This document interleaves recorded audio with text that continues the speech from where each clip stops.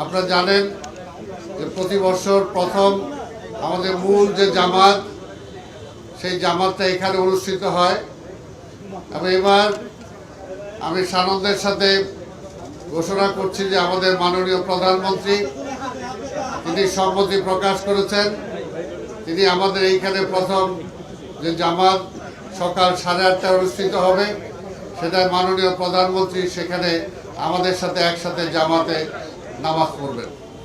এইখানে আপনারা সবাই জানেন যে প্রায় 35,000 লোকের জন্য নামাজের ব্যবস্থা আছে, পাশাপাশি মহিলাদের জন্য নামাজের ব্যবস্থা আছে।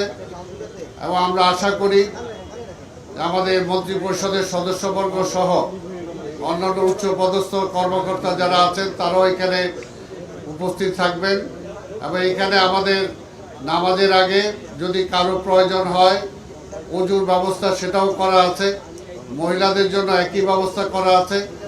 আর প্রতিবারের ন্যায় আমাদের প্রথম ঢোকার সময় গেটগুলো খোলা কম থাকবে, বের হওয়ার সময় গেটগুলো সব খুলে দেওয়া হবে যাতে সবাই খুব দ্রুত সময়ে বের হয়ে যেতে পারে।